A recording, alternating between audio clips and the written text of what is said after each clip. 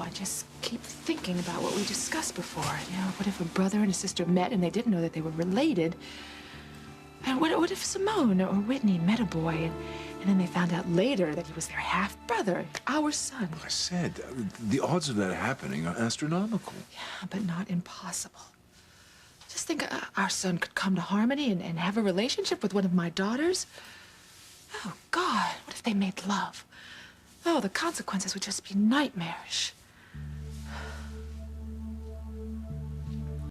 I just so want to tell my son, and I'm sorry that I wasn't there for him. Oh, God, don't blame yourself. If I'd have stood up to Father when you were pregnant, we would never have lost our son in the first place. If only I hadn't given in to him and abandoned you. Oh, Julian, I don't blame you for that. You were young, and Alistair made you feel helpless. I will never forgive myself. I failed my son as a father, just as I've failed all of my children. But I will not allow myself to fail my son again. What about little Ethan? It is so wrong for Rebecca to take him away from Teresa. He's your son, too. I cannot stop her. If I tried to, she would expose our past. She will ruin your life if I don't go along with her. And she wants revenge on Teresa for Gwen losing her baby. I know. I feel so guilty knowing that I'm the reason that little Ethan is losing his mother. Especially since I know what it feels like to practically have your child snatched out of your arms. But I'll make sure that little Ethan has everything he needs, and I will continue to protect you. I'm going to see my father right now. I'm going to demand that he tell me where our son is.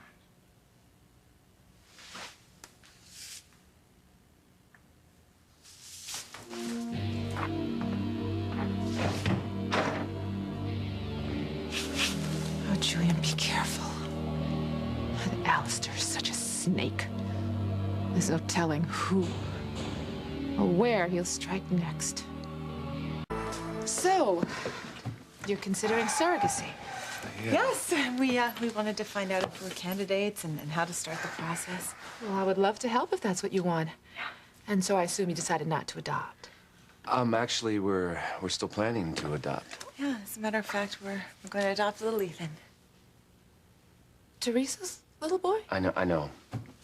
I know it sounds awful taking a child away from their natural mother, but given Teresa's legal problems, I don't think she's going to be able to regain custody from Julian and Rebecca. I mean, not to say that my mother isn't a kind and loving person, but we just feel like we'd be better parents to little Ethan than she and Julian. No offense, sweetie, but I think wolves would make better parents. Well, all that aside, we just want what's best for the little guy. We just want him in a loving, stable home. So there's just no chance that Teresa could get custody? No, right now it doesn't look good. And I'm worried that Rebecca and Julian are not going to qualify for permanent custody, and he's going to end up in some foster home. We would never, ever let that happen. I mean, not that there aren't many wonderful people in Child Protective Services, but, I mean, they're understaffed and kids fall through the cracks. They wind up in bad homes, in disreputable homes. And children who grow up without loving and caring parents, they usually feel alone and abandoned.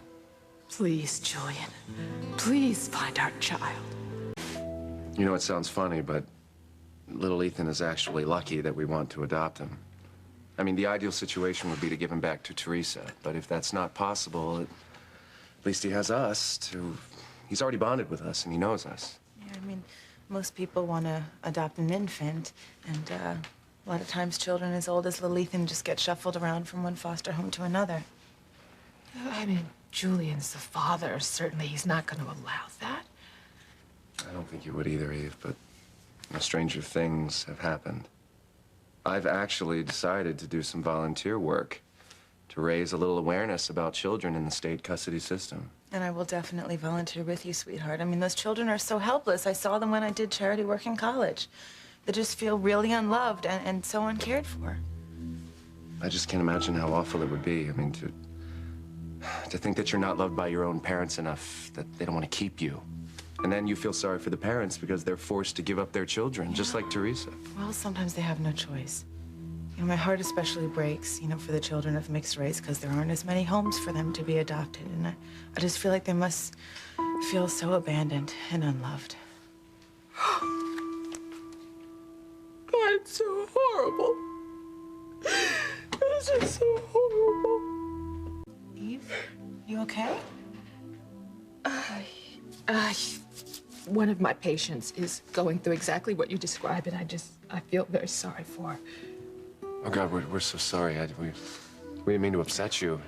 You're such a good doctor. I mean, you feel other people's pain so much. I'm sorry. You came here to find out about surrogacy, and I do have information for you. Gwen, we are going to have to give you hormone injections. Okay, that's to help me produce multiple eggs, right? Yes, I've ordered the hormones, and I'm going to have the nurse come and give them to you later, if that's okay. Yeah. And I have some brochures over here that will tell you more about the surrogacy and the legal requirements. Eve, this is so exciting. I mean, I'm gonna be able to have my own child, my own flesh and blood. And we'll be able to give little Ethan a brother or sister, and we're gonna be a real family. But as soon as I can, I'm going to give little Ethan back to Teresa. Thank you again for so much for seeing us tonight. And thank you for all your help. I think you'll both be just fine. You're perfect candidates for surrogacy. Thanks. Great. Well, we better go, because we need to get to the jail. We need to tell Teresa that we're adopting her son. I don't want her to hear it from anybody else. Yeah, God forbid we upset Teresa. And me? It's her child. I mean, think about how you would feel. Yep. Let's go tell her. Well, I'll send the nurse by your house this evening. Okay, thank you. Thank you. Bye, Eve. I just hope Teresa hasn't heard the news yet.